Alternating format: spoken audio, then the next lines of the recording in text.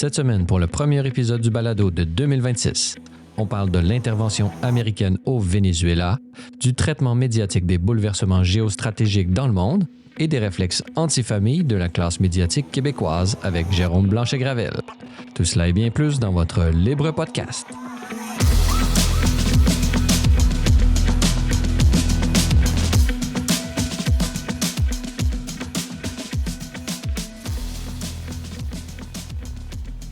Bonjour et bienvenue au Libre Podcast, votre balado hebdomadaire entièrement consacré à l'analyse de l'actualité de la semaine, Libre Média et bien plus. Je suis votre animateur Francis Denis en compagnie pour ce premier épisode de 2026 du rédacteur en chef de Libre Média, Jérôme Blanchet-Gravel. Jérôme, bonjour. Bonjour et bonne année à tous nos chers auditeurs.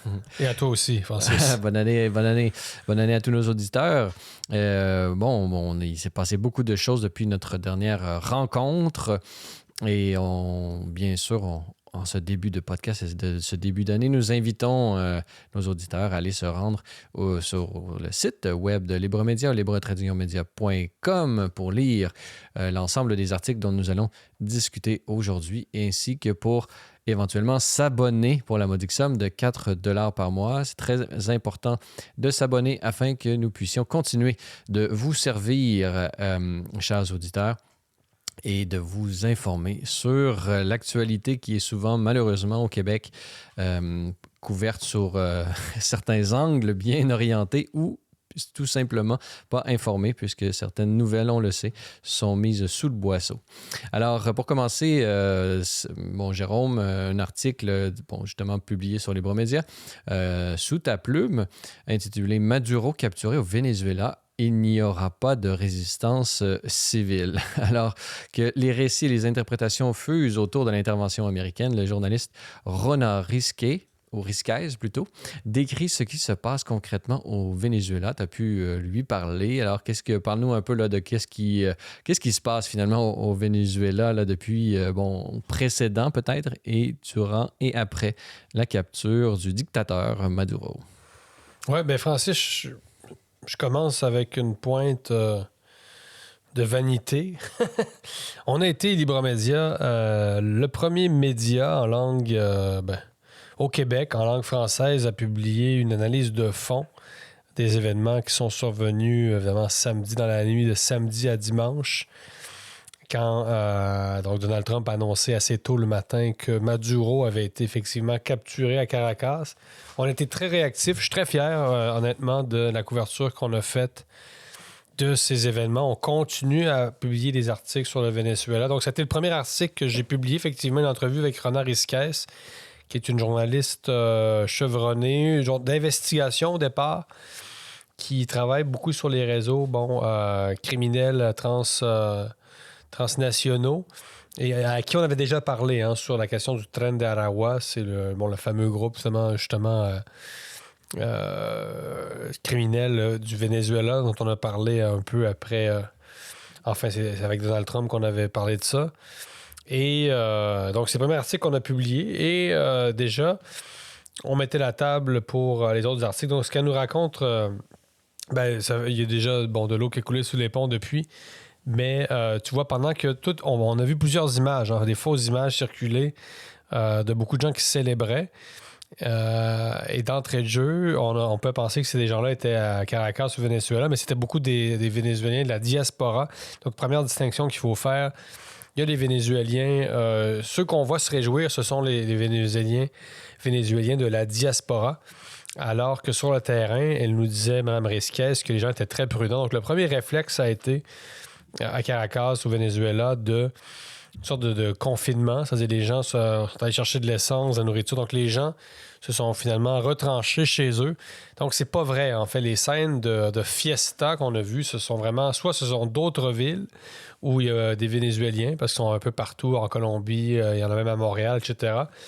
Mais sur le terrain, les gens ils sont en majorité très contents de voir, en tout cas d'espérer une transition de régime, mais les gens ne peuvent pas se permettre en fait d'être festifs parce qu'il y a encore des agents du régime qui peuvent les identifier. Donc ça, d'entrée de jeu, On a fait un travail de journalisme ici, là, c'est-à-dire et c'est vrai qu'il y a beaucoup des fois il y a des informations qui circulent. Je sais que c'est un mot dont on abuse beaucoup, dont on se sert aussi pour faire de la censure.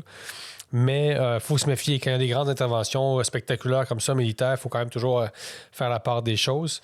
Donc, c'est un article très instructif qui a beaucoup fonctionné aussi. Je te dirais que ça a été très, très consulté parce que ça a été justement une des premières analyses de fond. Donc, elle nous raconte aussi d'autres choses, Mme Risquès, et on a tout de suite poursuivi. Tu vois, cette journée-là, le samedi, on a eu un deuxième article, donc, cette fois avec Anna Esther Cessiania, qui est la directrice de l'Observatoire latino-américain de géopolitique, qui, elle, a fait aussi, qui nous a livré son analyse. Elle voit ça, un peu plus sous l'œil d'un néo-impérialisme. C'est vrai que Trump s'est un peu couronné empereur des Amériques à travers cette opération-là.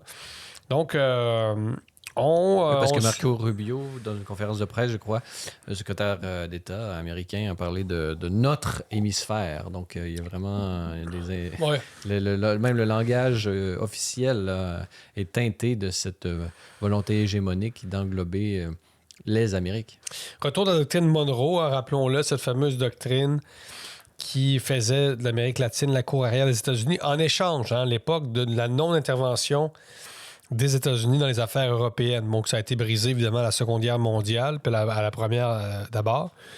Et heureusement, évidemment, que les États-Unis sont sortis de ce qu'on appelait l'isolationnisme à l'époque. Donc, beaucoup d'implications. Écoutez, c'est vraiment... il y a une onde de choc en Amérique latine. Évidemment, c'est un avertissement très, très fort pour d'autres régimes, comme celui venant de Cuba, mais aussi pour la Colombie, par exemple, qui a été visé directement après. Donc, on assiste vraiment... Trump fait l'histoire actuellement, c'est clair. Moi, je ne m'attendais pas du tout à ça.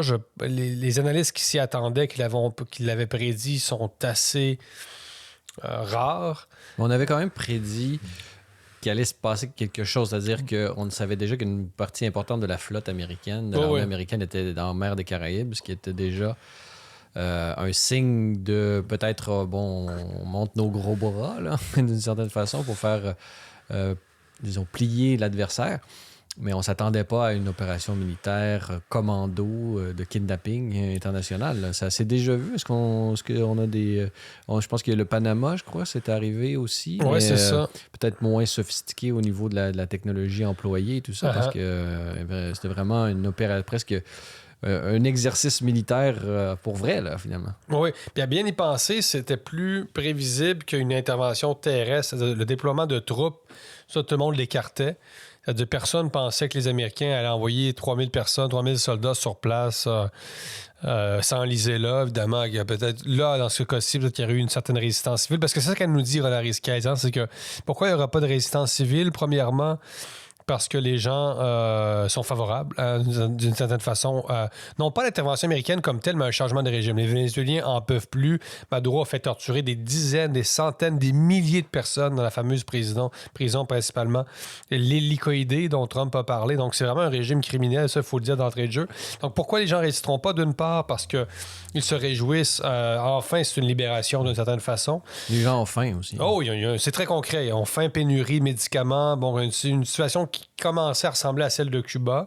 Donc, premièrement, les gens ils veulent plus de Maduro. Et deuxièmement, il n'y a pas d'armes. Le peuple vénézuélien n'est pas armé, donc c'est pas quelque chose qu'on peut envisager, une rébellion. Après, les Américains ne sont pas là non plus. Hein. Ça, c'est un autre élément qui a été amené dans un autre article que j'ai publié cette fois, un peu plus tard, avec madame, cette fois-ci, avec Aribel Contreras, qui est la directrice du programme de relations internationales de l'Université ibéro-américaine de Mexico. Donc, c'est drôle, c'est 3 femmes que j'ai interviewées là, coup sur coup, finalement, après les événements. Et elle nous dit... Dans un article, justement, encore là, publié sur Libre Média, intitulé « Cartel des millions de Mexicains souhaitaient l'intervention de Trump ». Alors, disons qu'il y a... ça va un peu de tous les sens. Ça complique un peu les choses. C'est-à-dire qu'il n'y a pas de lecture binaire. Et même dans les pays, entre guillemets, envahis ou minorés, il y a des appuis, là, Trump. Oui, ben c'est ça. On découvre plein de choses, effectivement, c'est parce que le tableau est tellement large. On peut y aller pays par pays. C'est-à-dire là, on s'intéresse au cas du Venezuela, on va s'intéresser à celui de Cuba, de la Colombie, du Panama. Là, on parle du Groenland, le Canada. On a les deux pieds ici. Donc, Et il y a des alliés en Amérique latine. Au-delà, on peut penser à Milei, on peut penser au Salvador, on peut penser... le sujet est infiniment vaste. Donc, moi, il y ça a me un donne renversement de l'Amérique latine en ce moment, plus vers la droite et vers une des sympathies envers les Américains. Là. Donc, oui, ça s'insère dans un... pour des questions de sécurité, pour des questions de... pas d'hostilité envers la Chine, parce que les Chinois étaient très pragmatiques pour avancer leur pion en Amérique latine. Donc ça, c'est une autre dimension dont parle Philippe Labrègue dans un texte qui s'intitule, je pense, Trump-Maduro, la nouvelle guerre froide, qui a été publié aussi dans les jours qui ont suivi, voire le lendemain, je pense, celui-là, des événements. Donc, pour terminer sur mon point... Aribel Contreras nous dit dans l'entrevue, les éléments du régime sont encore en place, c'est-à-dire on parle d'une rébellion, mais contre qui? Là? C'est-à-dire les soldats américains ne sont pas là. Oui, on a décapité le régime, mais il est encore en place. Donc ça, c'est très important de le mentionner. Le chavisme est présent après la mort de Chavez, et là, on pourrait dire que Maduro n'était qu'une... Il y en a d'autres des Maduro dans la lignée là, de continuité, il y a des possibilités de continuité, mais quand même... En tout cas, intellectuellement, le courant demeure. C'est une idéologie, ça ne disparaît pas avec personne. On est dans l'étatisme, dans le nationalisme. C'est un modèle de... le communisme. C'est du quasi-communisme, ce qu'il y avait au Venezuela. En tout cas, ce sont les mêmes résultats. Donc, Aribel Contreras, elle est très, disons, sceptique. Là, c'est-à-dire, pour elle, le plan américain n'est pas encore clair. C'est une chose de dégager un leader, de kidnapper finalement un président. Mais ensuite, il faut faire le ménage. Donc, le ménage va prendre des semaines, des mois, des années. La question des prisonniers politiques aussi, est-ce qu'ils vont être libérés, etc. Ça, pour elle, c'est un sujet qui est central. Donc, on est encore, évidemment, dans l'incertitude beaucoup. Là. Ça va prendre des semaines. Il n'y a pas de vol. Moi, j'ai pensé, Francis, je te l'avais dit, j'ai pensé sur le coup peut-être à me rapprocher du Venezuela, voire peut-être faire une excursion terrain. Mais c'est pas possible actuellement. On verra, parce qu'il y a peut-être avoir d'autres terrains. Chose certaine, Donald Trump donne infiniment de sujets aux journalistes. Étant donné que... l'Amérique latine est devenue une de mes spécialités. Moi, ça tombe bien. Ça me donne, en tout cas, beaucoup d'ouvrages. J'en suis heureux. Donc, il y a beaucoup, beaucoup de variables. Et la question, ça, on peut parler de la Chine. Donc, c'est très comique de voir que tous nos analystes au Québec, pratiquement de relations internationales, nous disaient Trump, c'est l'ami de Poutine. Mais Trump dégage le seul véritable allié de Poutine des Amériques. Il saisit certains pétroliers aussi russes. Oui, exactement. Donc, est-ce que Trump est si près de Poutine dans cette optique-là? On peut en douter. Là, il peut y avoir une convergence d'intérêts. C'est dans un repartage du monde. C'est-à-dire, est-ce que le retour de la doctrine Monroe, ou ce qu'il appelle maintenant Donroe, là, dans les médias, je ne sais pas si Trump pro. Oui, je ne sais pas si c'est Trump qui a amené ça. Donroe, je pense pas. Il a lui-même utilisé l'expression. Lui-même? Oui. Okay, mais en tant que je reprends une expression qui circule en ce moment, à savoir si c'est quelque chose de très, disons, idéologiquement orienté, tout ça. Il y a beaucoup, on a l'impression aussi, c'est peut-être un sujet qu'on pourra discuter, mais Trump, il y a beaucoup pas d'arbitraire, mais c'est beaucoup, on prend des décisions par rapport aux événements tels qu'ils se déroulent et il n'y a pas nécessairement de plan totalement linéaire, là, au sens où on pourrait prédire ce qui s'en vient, etc. À part ce qu'il dit, parce que finalement, on a l'impression qu'il fait ce qu'il dit, même si que l'on soit d'accord ou pas avec ce qu'il est en train de dire.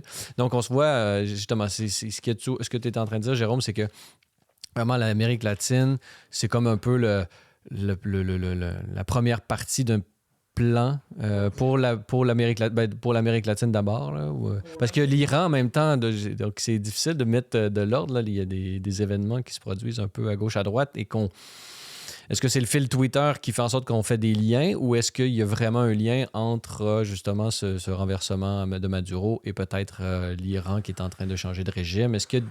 On sait qu'il y a des liens entre l'Iran et Maduro et entre Cuba, etc. C'est-à-dire, apparemment, le pétrole servait à financer peut-être même des groupes près de l'Iran, c'est de l'Hezbollah, par exemple. Donc, ça va falloir que c'est un autre volet là, sur lequel il va falloir que je travaille. interrogeant des gens qui connaissent vraiment ça. Ben, à l'époque, on sait que, par exemple, Ahmadinejad en Iran avait fait un grand sommet anti-Israël et les Vénézuéliens étaient de la partie. Là, donc, il y a des espèces de jeux de coulisses qui se font, mais peut-être qu'il y a un lien, mais dans l'action comme telle, c'est deux pays qui ont été, à court terme, les premiers à être la cible de l'administration Trump. C'est-à-dire l'Iran par le bombardement du site nucléaire et là, la capture de Maduro. C'est un peu les deux grands actes, on pourrait dire, là. Oh, oui, oui. Outre le soutien d'Israël dans sa campagne à Gaza. Mais pour revenir plus proprement, particulièrement à Maduro, qu'est-ce qui est en train de se produire là, à court terme? Est-ce qu'il va y avoir un procès? Les chefs d'accusation ont été donnés. Complot, je crois, narcotrafic. Est-ce que tu crois, par exemple, est-ce que tu crois ça, Jérôme, cette accusation? Ça, c'est un point très important aussi. Deuxième mise au point, après les fausses images là, des Vénézuéliens en liesse à Caracas, c'est que non, le Venezuela n'est jamais devenu un chaînon plus important dans l'approvisionnement de la cocaïne aux États-Unis que la Colombie ou le Mexique. Donc ça, on le sait. On a publié des articles aussi à Libremédia il y a quelques mois là-dessus. J'ai parlé à des vrais experts du narcotrafic. De toute façon, les données sont là aussi. Donc, il n'y a pas de données sérieuses qui montrent que le Venezuela va surpasser la Colombie ou le Mexique dans la production ou la chaîne d'approvisionnement. Parce que le Mexique, c'est plutôt la route, là, c'est pas la cocaïne, ce n'est pas le lieu de production. Quand on parle de production, c'est pas que les gouvernements eux-mêmes produisent la cocaïne, mais c'est qu'il y a quoi? Il y a un laxisme par rapport au cartel, il y a une volonté... Quelle est la collaboration possible entre un gouvernement établi, reconnu à l'international et... des narcotrafiquants qui, eux... plusieurs formes, apparemment. Il y a des fois, des liens sont très directs. Par exemple, les talibans en Afghanistan, on sait qu'ils font la culture du pavot, etc., qui sont revenus au pouvoir. Des fois, les liens sont très directs. Ensuite, des fois, ils sont plus obscurs. Dans le cas du Mexique, c'est sûr qu'il y a d'infinies ramifications complexes entre... le pouvoir politique puis les narcotrafiquants. On sait, par exemple, que les narcos ont pratiquement bâti la ville de Guadalajara, là, qui est grande comme Montréal. Là, donc, l'économie est intimement liée au narcotrafic où on peut passer plutôt à l'époque à Las Vegas ou même à Miami. Là, c'est-à-dire des villes qui ont bénéficié à un certain moment du trafic ou juste du crime. Al Capone à Chicago. C'est ça, donc... C'était déjà une grande ville, mais... C'est ça, donc ça, c'est très complexe. Tout ça, après, moi, je suis pas criminologue. Mais dans le cas du Venezuela, c'est possible que, oui, des alliances, c'est-à-dire, comment dire...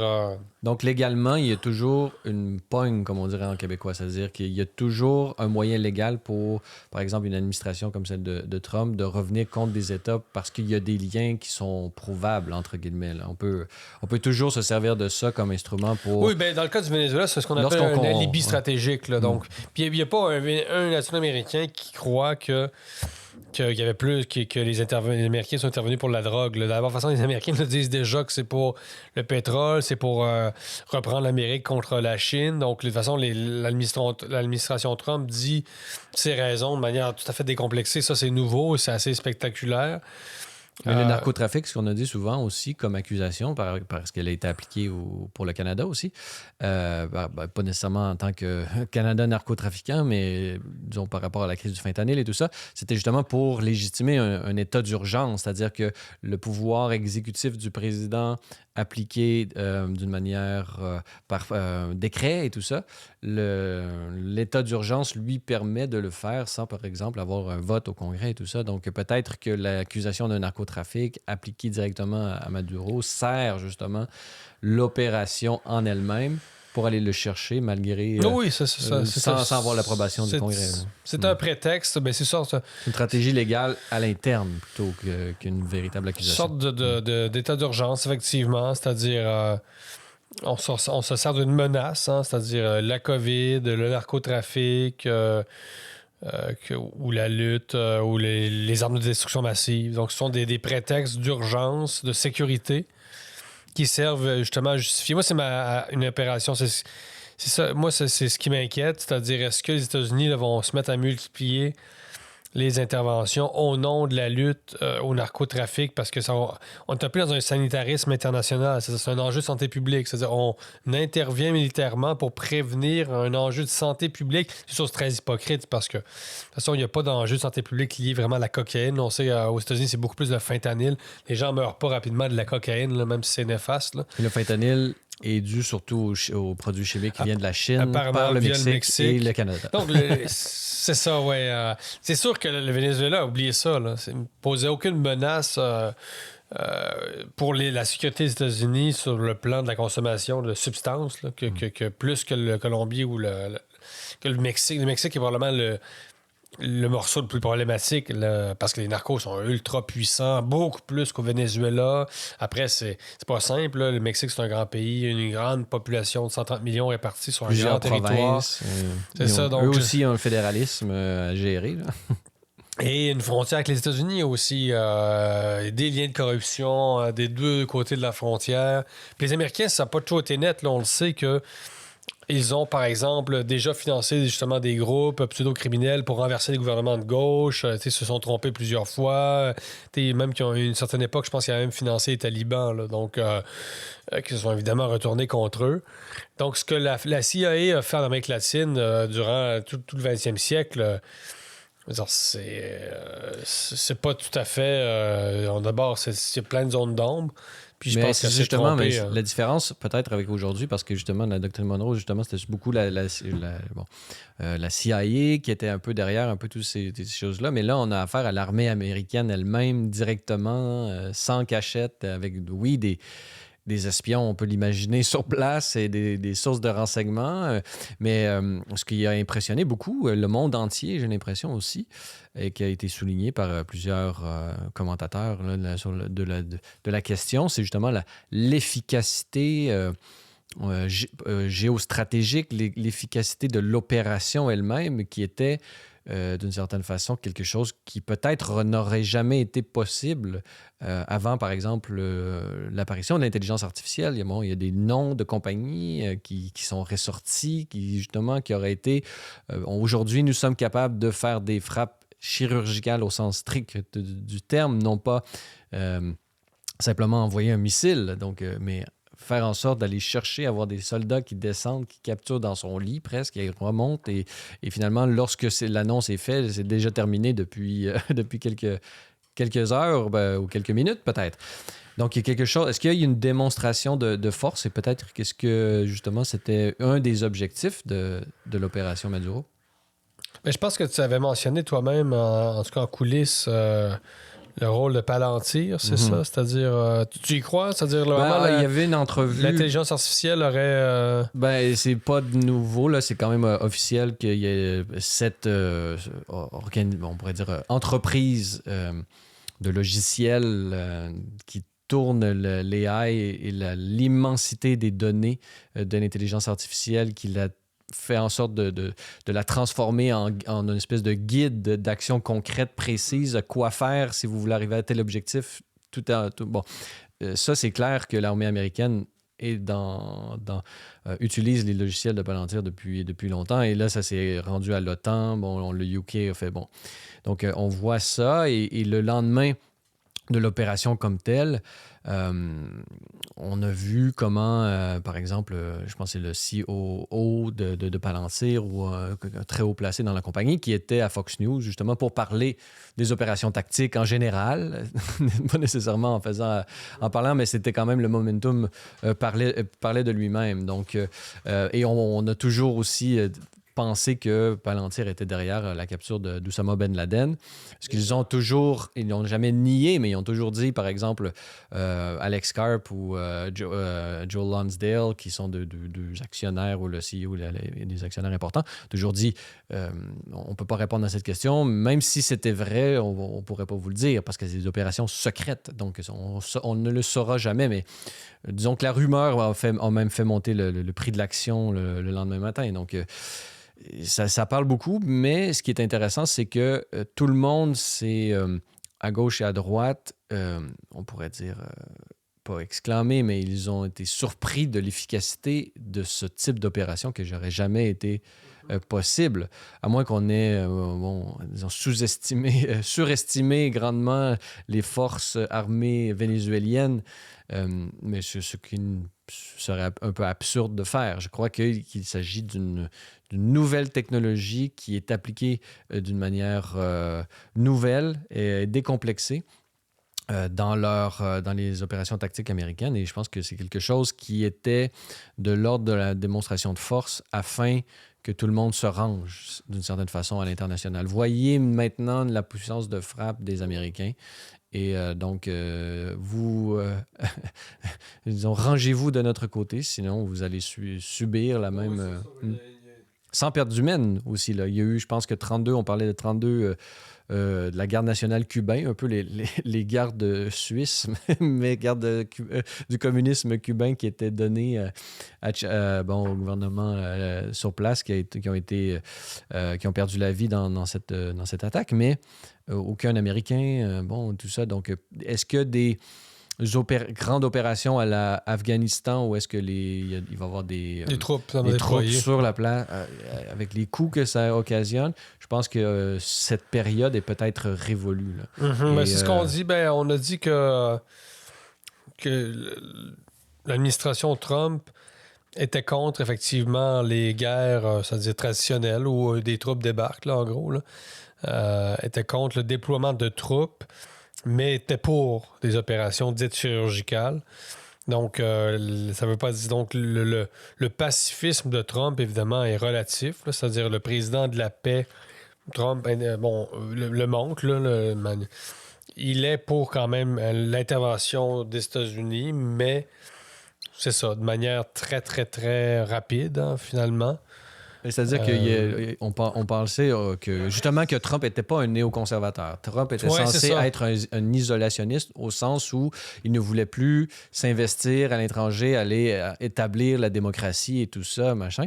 Donc ça, disons, au départ, ça avait séduit beaucoup de gens. Mais là, on se rend compte, est-ce que c'est véritablement le cas?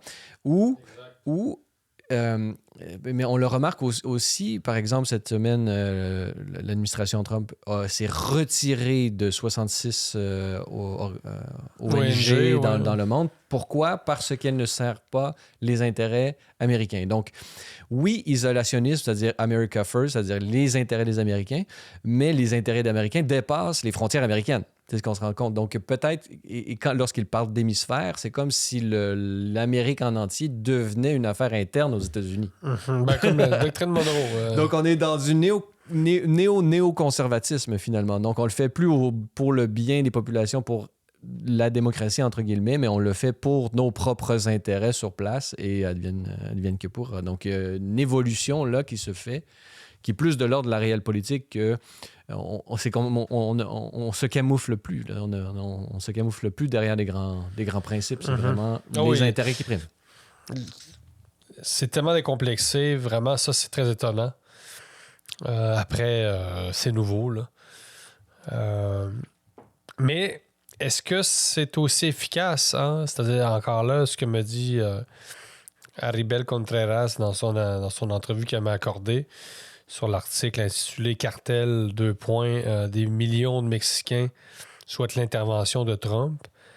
C'est-à-dire, est-ce que les opérations chirurgicales, qui par la force des choses n'impliquent pas le déploiement de gens au sol, peuvent s'inscrire dans la longue durée en termes d'impact? C'est-à-dire, si vous n'êtes pas là, sur place, quand même bien que vous avez enlevé le président, est-ce que vous êtes capable, sans être sur le terrain, d'imposer véritablement votre pouvoir? Ou c'est vrai dans le cas où les États-Unis l'ont fait souvent quand même, c'est-à-dire d'avoir un gouvernement aligné sur Washington. Donc oui, je me réponds à moi-même. Là. C'est-à-dire oui, si vous avez un gouvernement qui vous est favorable, comme celui, je ne sais pas, de Milei, de Bukele, mais encore là, Bukele, beaucoup, doit dire avec la présence de la Chine beaucoup là-bas, au Salvador. Donc, si vous avez un gouvernement qui est spontanément aligné sur vos intérêts, spontanément ou sous la contrainte en partie économique, là, bref, ou politique, diplomatique, donc vous pouvez, mais dans le cas d'un régime, par exemple, si on pense à Cuba, Je pense pas qu'il suffirait simplement d'aller à Cuba, de cueillir le président pour mettre fin à un régime qui est très, très tenace, finalement, qui s'est acharné, qui tient sa souveraineté au prix, à des prix humanitaires, etc. Donc, quelles sont les limites, finalement, des opérations chirurgicales? Donc, moi, je pense que les opérations terrestres sont vouées à l'échec aussi, mais est-ce que, c'est ça, arriver, faire un truc spectaculaire peut produire des effets à long terme dans un pays où on n'est pas là? C'est un peu le même principe que le journaliste. À un moment donné, pour comprendre ce qui se passe dans un pays, à un moment donné, il faut y aller. Donc, est-ce que les Américains au Venezuela et ailleurs vont pouvoir seulement compter sur des genres d'émissaires, compter sur des gens qui seraient près d'eux? Je le sais pas. Donc, honnêtement, on reste vraiment dans l'incertitude dans le cas du Venezuela. On n'a aucune idée. Encore, il y a 2 jours, il y avait des milices dans Caracas qui se promenaient. Il y a des quartiers qui sont barricadés, bloqués. Il ne faut pas accéder. Donc, il y a comme des radicalisés, un peu comme les fins de régime. Souvent, c'est les éléments les plus radicalisés qui demeurent. Pensons au régime du Reich en Allemagne. Bon, le parallèle n'est pas tout à fait bon, mais vous voyez, à la fin, ceux qui sont encore debout, c'est les plus malades. Là, donc, ils ne veulent pas décrocher. Et la vice-présidente, ça reste c'était quand même la vice-présidente de Maduro, là, celle qui est en place. Trump, la menace, les signaux sont clairs, mais non, les Américains ne gouvernent pas encore le Venezuela, là, mais absolument pas. Là. C'est pas parce qu'ils ont Maduro qu'ils gouvernent. Ils sont pas là. Ils sont pas sur place. Il n'y a pas de troupes. Ils sont tous partis le même jour, en quelques heures. Mais ça, c'est pour la population. Mais est-ce que les intérêts américains sont véritablement dans la population vénézuélienne? Je pense que si on voulait tester, il faudrait regarder comment sont les raffineries, les puits de pétrole en ce moment. Là. Qui contrôle ça en ce moment? Ça, c'est une question. Je ne sais pas si on a des images qui sont capables de nous donner cette information-là. Je pense que ça doit être assez sécurisé. Merci, j'ai l'impression. Mais il n'est pas censé d'avoir d'Américains en sol vénézuélien. Non, mais il y a beaucoup de puits de pétrole, là, je pense, des mercenaires. Mais il y a beaucoup qui est présent dans les eaux territoriales vénézuéliennes aussi. Et donc, là, l'armée américaine est plus que présente. Enfin, on spécule en ce moment. Mais oui, l'armée américaine était en Caraïbes depuis plusieurs mois. Mais sur place, c'est-à-dire pour prendre le pouls. Mais on sait, non, les Américains n'ont pas Caracas actuellement. C'est très clair. Au contraire, les gens ont peur. C'est une espèce de confinement actuellement à Caracas. Donc, on va voir. Mais je pense s'ils veulent vraiment asseoir leur pouvoir, ils n'auront pas le choix de redébarquer d'une certaine façon. Tout ne peut pas se piloter non plus à distance. En tout cas, je ne sais pas, je ne suis pas non plus un expert des affaires militaires. Mais ou d'acheter le régime, parce qu'on a vu aussi que tout le monde pensait, disons a priori, que justement la prix Nobel de la paix, qui est l'opposition entre guillemets officielle au Venezuela, allait être de facto la préférée de Trump pour la succession des choses, mais non.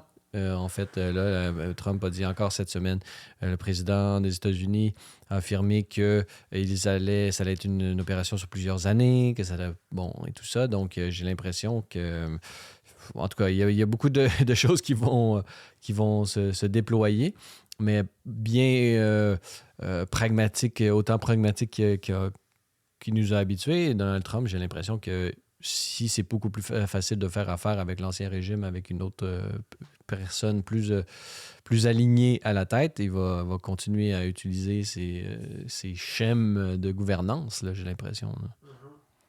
Parce que justement, les États-Unis ne sont plus des néoconservateurs et donc l'établissement de la démocratie sur place au Venezuela n'est pas nécessairement leur priorité. Non.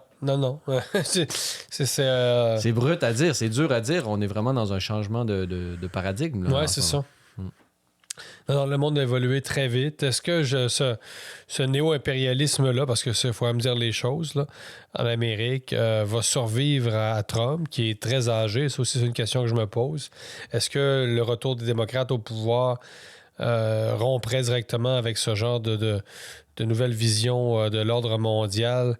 Je ne sais pas, parce qu'en même temps, on voit qu'aux États-Unis, malgré l'alternance démocrate-républicain, il y a toujours quand même une continuité dans la politique étrangère. Évidemment, c'est un pays, là, une chance qu'il y ait certaines continuités.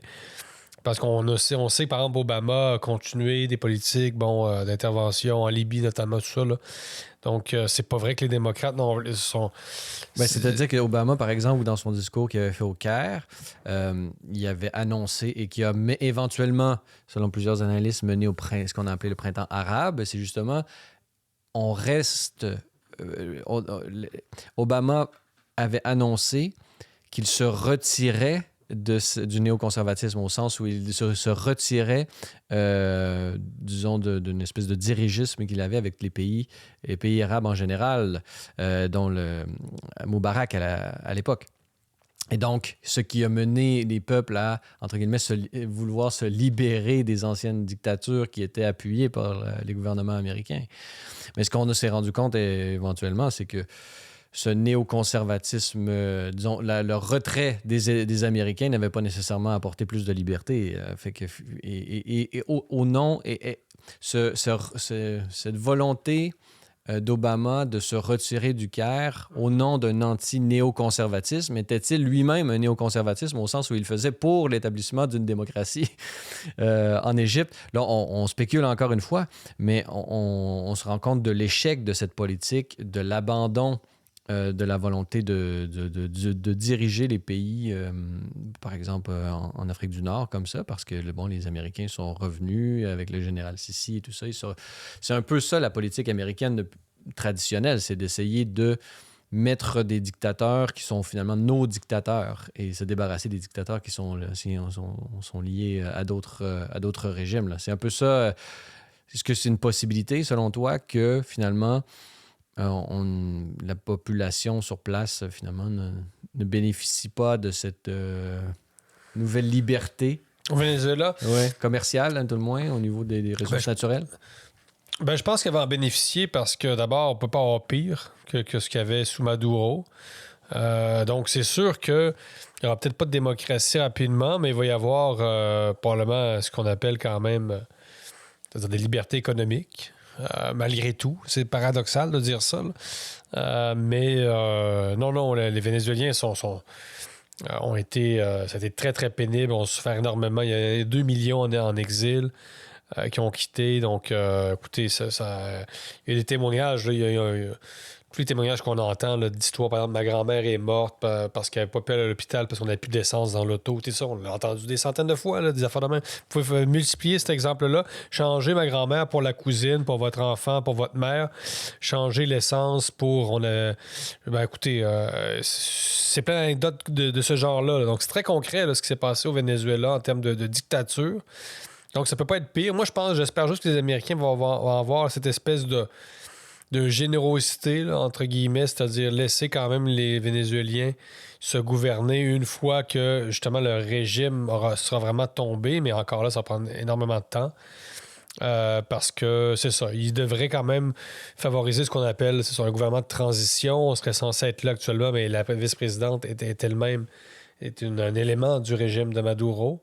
Donc, ça fonctionne pas vraiment. Mais il faut dire qu'on se pose beaucoup de questions quand même. C'est-à-dire, ils interviennent, c'est spectaculaire. Ils s'en retournent tout de suite chez eux. Je pense qu'honnêtement, il y a beaucoup de communication là-dedans. Là. C'est pas vrai que j'y reviens, mais c'est pas vrai que les Américains gouvernent le Venezuela actuellement. Oui, ils surveillent les zones peut-être pétrolières en mer, tout ça, les offshore, là. Mais j'ai pas l'impression que ça va prendre beaucoup plus que ça là, pour ramener les compagnies américaines. Ça va leur prendre la sécurité. Là. Quand, par exemple, la United Fruit Company au Guatemala est accompagnée de l'armée, là, ça leur prend quand même des mercenaires, quelque chose. Là. Ça va leur prendre quand même des gens armés, les Américains, sur lesquels compter pour pouvoir assurer la sécurité de l'implantation des entreprises, assurer la garantie une nouvelle liberté économique pour le tourisme, pour les gens qui retournent à la mer, tout ça. Il y a tout un paquet de stations, des stations balnéaires qui ont été comme désertées. Il y a plein de gens qui me racontaient ça. Moi, au Mexique, on a rencontré plein de Vénézuéliens. Je disais, moi, j'avais une grande maison sur le bord de la mer. Ils sont venus me confisquer ça. C'est comme si, je sais pas, le même matin, on fermait à Gaspésie. Là, c'est-à-dire, tout d'un coup, ils avaient un petit village sympathique, touristique. Puis ça, les gens n'ont plus d'argent pour venir. Ensuite, ils viennent réquisitionner des installations, tu te fais voler un chalet, par exemple. Enfin, donc, ça a été très concret ce qui s'est passé. Donc, mais c'est ça. Moi, je me demande comment ça va se passer là, concrètement. Là. C'est-à-dire, vous ne pouvez pas juste piloter ça à distance avec l'IA. Là. Il y a quand même 30 millions de personnes sur un territoire donné, une frontière avec la Colombie, etc. aussi. Donc, les Américains ont encore beaucoup de travail.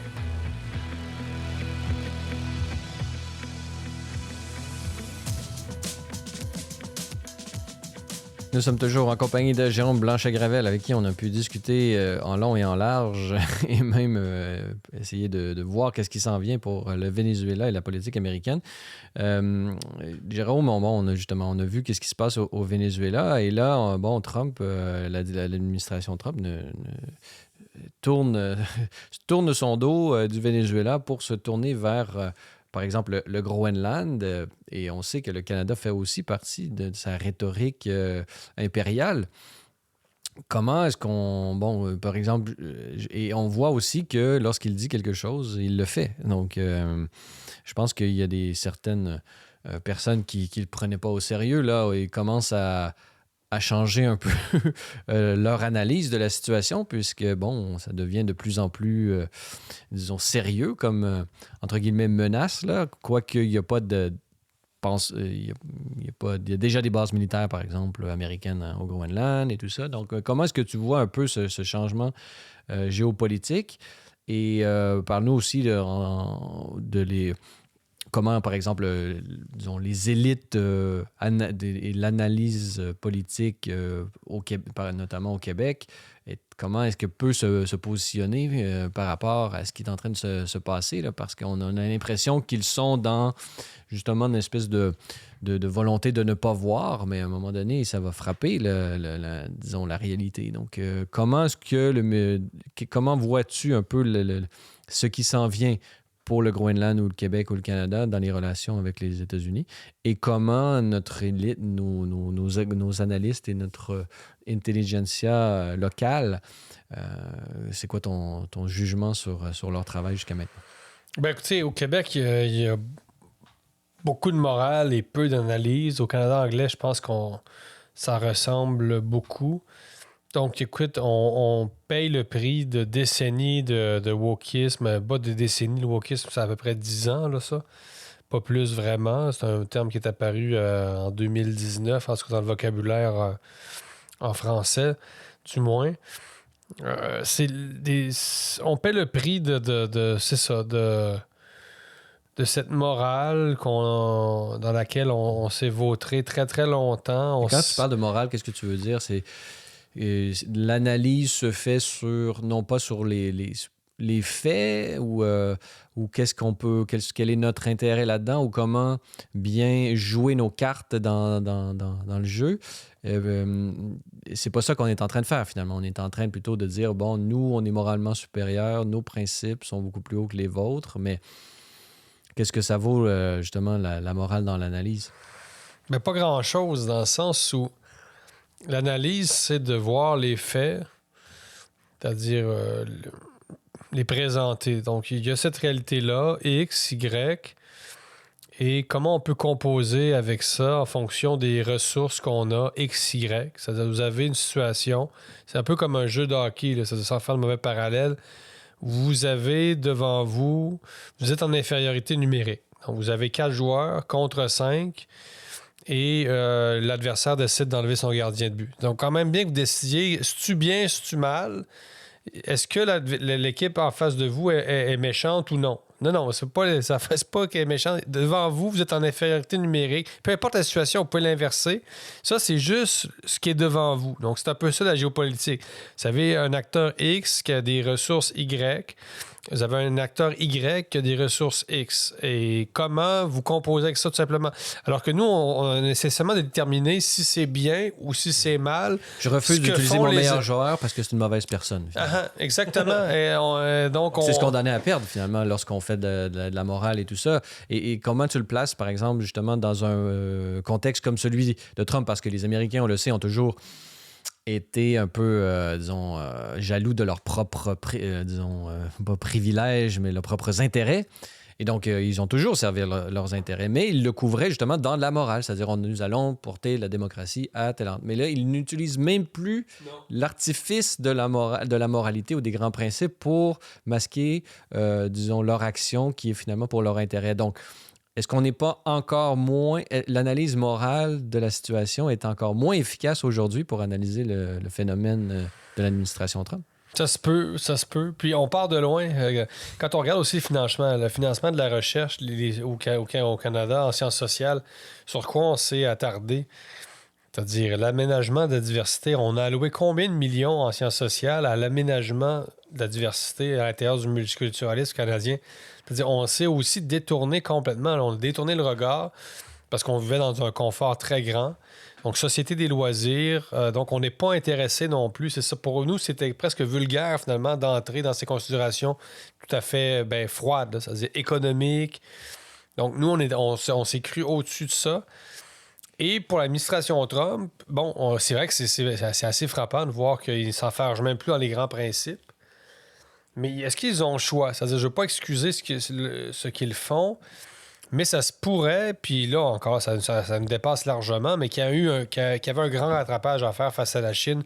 C'est quand même une donnée qu'on oublie au Canada. On n'a pas parlé beaucoup. On sait que même ici, il y a eu des agents, des postes de police. Puis, parce que nos médias n'en parlent pas, mais par exemple, est-ce que oui ou non, quand Trump dit le Groenland est un non négociable, notre sécurité nationale en dépend. Est-ce qu'on a au Québec des analyses qui nous ont montré, chiffres à l'appui, comment, par exemple, les sous-marins russes vont jouer dans ce coin-là? Parce qu'il n'y a nécessairement pas de réseau satellitaire canadien, parce qu'on a une frontière quand même commune maritime, à tout le moins, avec le Groenland, le Canada. On n'a ni sous-marin, ni réseau satellitaire capable de détecter tout ça. Donc, c'est déjà peut-être les Américains, ils ont une base au Groenland. C'est peut-être déjà les Américains qui font, entre guillemets, la police sur place, ou à tout le moins de surveillance. Donc, est-ce que ce n'est pas finalement dire, nous avons déjà la responsabilité du territoire, de la souveraineté du territoire. Nous voulons aussi les droits associés à cette responsabilité. Donc, finalement, j'essaie de rationaliser un peu la... Mais est-ce qu'on, par exemple, pour revenir à l'analyse québécoise de la situation, est-ce que les médias québécois arrivent avec justement des données, disons, pour affirmer ou infirmer la position?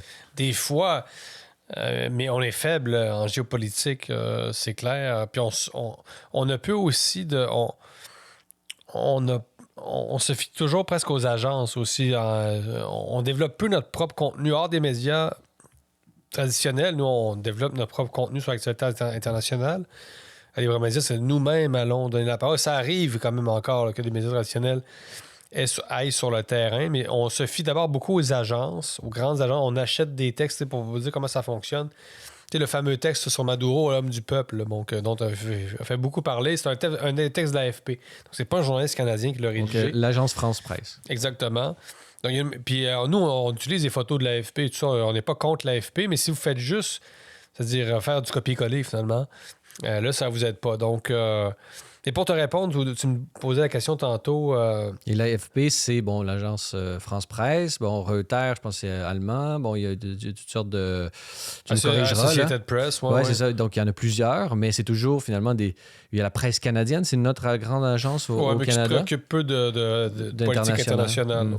Donc, finalement, c'est les intérêts des autres qui deviennent les nôtres. Donc, souvent, on perd notre souveraineté cognitive quand on fait ça. On peut dire, oui.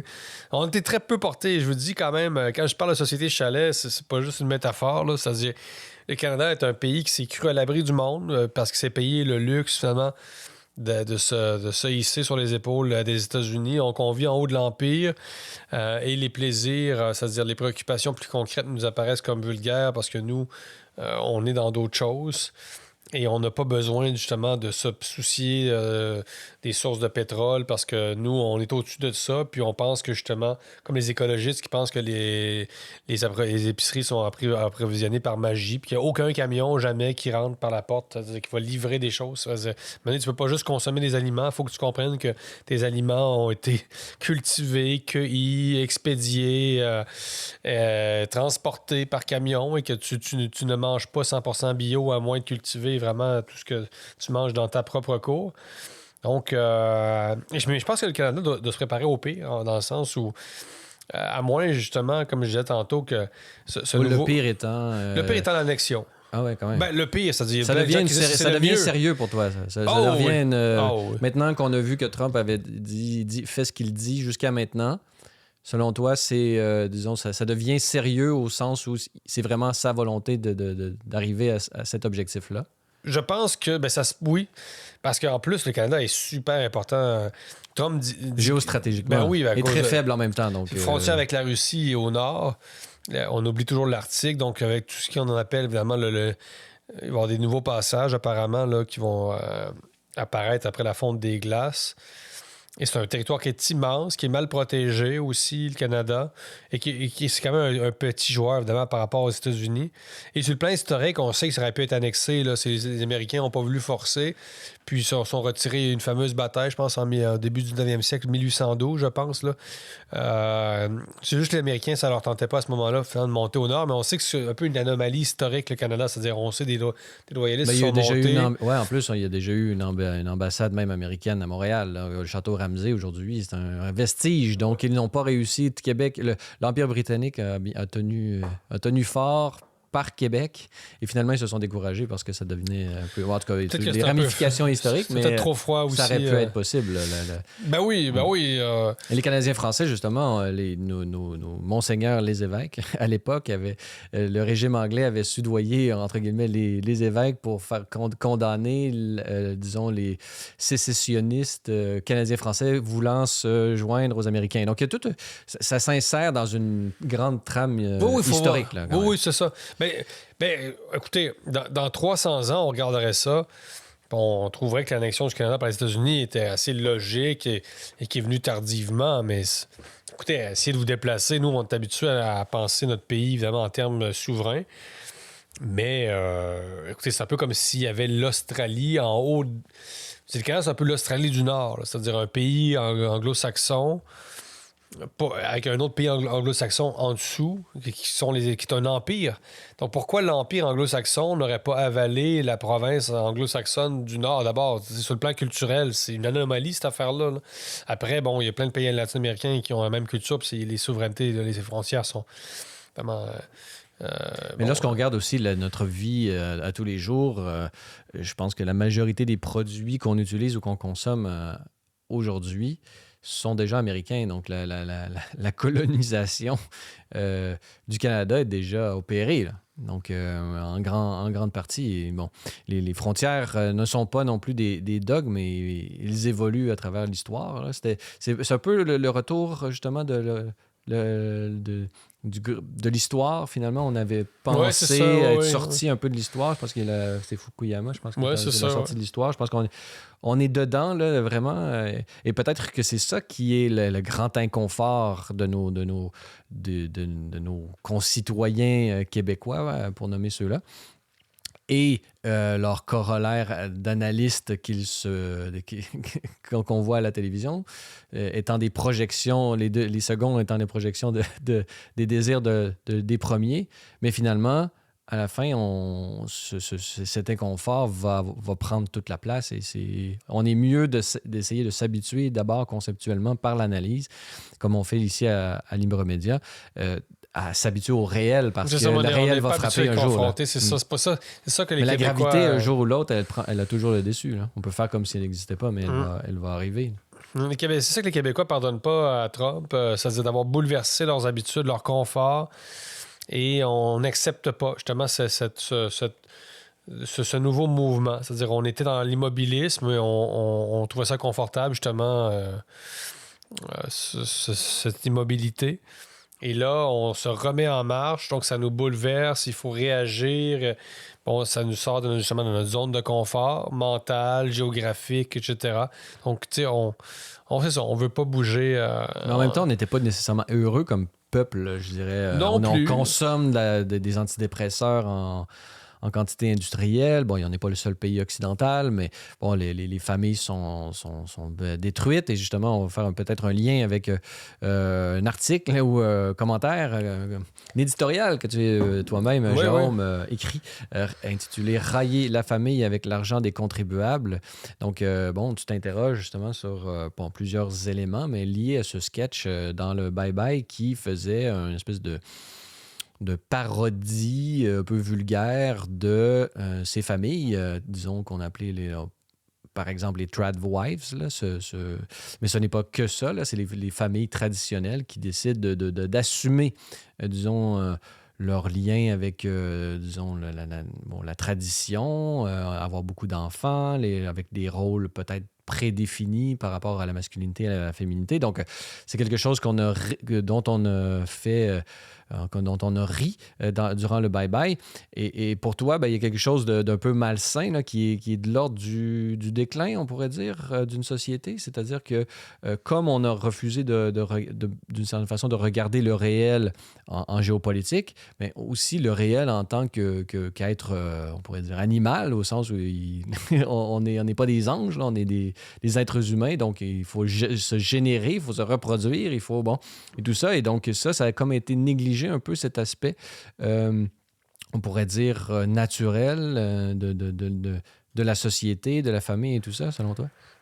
Absolument. Ben écoutez, on a perdu de vue la démographie qui détermine bien des choses. Donc, je trouve que c'est un très mauvais timing pour le bye-bye. D'abord, le bye-bye 2025, globalement assez moyen. Et je trouve que ça révèle un peu l'indifférence totale de l'establishment pour une bonne partie de la population qui ne réfléchit plus comme elle. C'est-à-dire, on ne fait même plus attention de savoir est-ce qu'on devrait... Je ne dis pas qu'il faut éviter de heurter toutes les sensibilités, loin de là, mais on sait qu'il y a quand même une partie de la population qui est en rupture avec cette espèce d'establishment woke, ça se traduit par la montée des médias indépendants, etc. Et on n'essaie même plus d'être à l'écoute d'une partie de la population, du moins pendant un certain temps, là, dans cette revue d'année, finalement. Et c'est un mauvais timing parce qu'on se moque carrément des familles nombreuses. Donc, la famille nombreuse est associée à la femme au foyer, qui elle-même est associée qui est esclave, hein, finalement, de son paysan, de son mâle alpha, de mari. Et donc, on apprend d'un côté, il y a quelques mois, que jamais on a eu un taux de natalité aussi bas. Et avec l'argent des contribuables, parce que ce sont des productions subventionnées, on se moque carrément de la famille, ce qui permet justement la reproduction et tout simplement la survie de notre propre peuple. Donc, je trouve que le timing est très mauvais. Donc, il ne s'agit absolument pas de censurer l'humour. Il ne s'agit pas de baliser la liberté artistique, etc., mais peut-être d'utiliser intelligemment notre argent. C'est-à-dire, si les woke veulent faire des jokes sur les tradwives, comme je dis, qu'ils en fassent, mais pas avec notre argent, c'est tout. Ouais, avec l'argent des tradwives et de leur Non, mari. c'est ça. C'est-à-dire, je m'en fous, vous riez de ce que vous voulez, quand vous voulez, où vous voulez. Mais là, c'est parce que ça fait longtemps là, que vous bénéficiez de l'argent des familles, justement, de plus en plus coincées, en plus, financièrement. Et non, ça manquait de sensibilité et ça manquait d'intelligence sociologique. C'est-à-dire, ça a des répercussions aussi. Là. Les gens disent c'est juste de l'humour, mais c'est quand même évidemment des messages qui sont envoyés à travers l'humour. Donc, c'est un caractère relativement officiel. Donc, non, je trouve que le momentum est très mauvais et il fallait quand même le dire. Puis on n'est pas dans l'humour, on pourrait dire, intelligent au sens où l'humour qui est véritablement, qui essaie de briser les tabous et tout ça, c'est l'humour qui s'attaque aux puissants, qui s'attaque aux vraies chaînes de pouvoir, aux vrais, bon, on peut parler aux Charlie Hebdo, par exemple. Eux, ils frappaient là où ça fait mal, donc à leur manière, on peut aimer ou pas. Mais ils étaient dans l'attaque de certaines c'est pas de nécessairement la courageux puissance. non plus, c'est Donc ça. ici, on s'attaque pas je veux dire, on peut pas la famille traditionnelle telle que ces mouvements-là qui sont décriés, c'est pas des mouvements qui font majorité, au contraire. C'est bon, donc on peut voir à quel point non seulement on s'attaque on s'attaque à quelque chose d'important pour la société, c'est-à-dire la famille, qui est le fondement, la cellule fondamentale de la société, mais en même temps, la famille étant affaiblie, on s'attaque à quelqu'un, à une institution qui est fragilisée aujourd'hui. Donc là, c'est plutôt l'inverse, c'est-à-dire c'est le pouvoir, en l'occurrence l'État, qui s'attaque aux plus faibles. Donc on est dans l'inversion du rôle que l'humour sain doit jouer dans une société. En tout cas, c'est tout à fait, oui, je suis d'accord. Oui. Rallier la famille avec l'argent des contribuables, un article et éditorial de Jérôme Blanchet-Gravel à lire dans la section Opinion de Libre Média au libre-media.com. Alors, Jérôme, c'est tout le temps qu'on avait pour le podcast de cette semaine. Nous allons nous retrouver parce que là, aujourd'hui, nous étions réunis physiquement pour l'enregistrement de ce podcast, puisque tu viens de réaliser une entrevue avec le chef du Parti conservateur, Éric Duhaime, qui sera disponible dès la semaine prochaine, mardi, si tout va bien. Mardi, ça sera disponible sur la chaîne YouTube de Libre Média. Bel entretien d'environ 1 heure et plus. Là. C'est quoi tes impressions là, à chaud comme ça? Donne-nous, est-ce que tu as un scoop à nous révéler sur ce qui va être dévoilé durant cette entrevue? Ben, je pense que d'abord, on a abordé beaucoup de choses. C'est un beau panorama de ce que Duhaime veut emmener comme discours en 2026. Est-ce qu'il y a des Parce qu'il a déjà commencé sa campagne. On a vu cette semaine. Il a annoncé, donc il y a 9 mois d'ici l'élection provinciale. Le temps d'une grossesse. Exactement. Est-ce qu'il va accoucher d'une victoire? On va voir. Mais on a abordé beaucoup de choses. Hein, son rapport aux médias, évidemment. Il nous a confié... il est revenu sur des controverses, Arthabasca, la résistance au changement aussi qu'il y a au Québec. Donc, comment composer avec ça, comment convaincre finalement les Québécois que le modèle québécois est à bout de souffle. Et comment composer, c'est ça, avec un establishment qui lui est hostile. Quelques anecdotes aussi avec des députés, hein, comment, par exemple, en privé, Éric Duhaime est traité, considéré par les autres députés de l'Assemblée nationale. Donc, c'est intéressant, un bon survol, hein, je pense. Oui, puis ça va être très intéressant de voir les commentaires de vous, chers auditeurs et lecteurs et abonnés de Libre Média, d'aller commenter et partager cette entrevue qui s'en vient la semaine prochaine et éventuellement très bientôt, à la fin du mois de janvier, on le rappelle, on l'annonce encore à l'avance pour nos abonnés en primeur, sera disponible pour les 2 premières semaines en exclusivité pour nos abonnés. Le documentaire sur l'Argentine et la révolution Milei, cette révolution qui fait jaser en Amérique latine et partout dans le monde. Voilà, c'est tout pour le balado de cette semaine. N'hésitez pas à nous donner vos commentaires ou une note sur les différentes plateformes de balado-diffusion. Cela nous aide beaucoup à faire connaître et rayonner le podcast. Comme je l'ai déjà dit, mais je le répète, vous êtes également invité à nous rendre visite au libre-media.com et à vous abonner pour la modique somme de 4 $ par mois, ce qui vous donne entre autres choses un accès illimité à tous nos contenus. Vous êtes également invité à nous suivre sur X, TikTok ou si vous êtes à l'extérieur du Canada, ce pays libre et démocratique, vous pouvez nous rejoindre par l'ensemble des plateformes du groupe Meta. Alors, Jérôme, bon week-end à toi. Bon week-end à tous nos auditeurs. Et à vous tous et toutes, merci d'avoir été des nôtres et revenez-nous la semaine prochaine pour un autre épisode du Libre Podcast.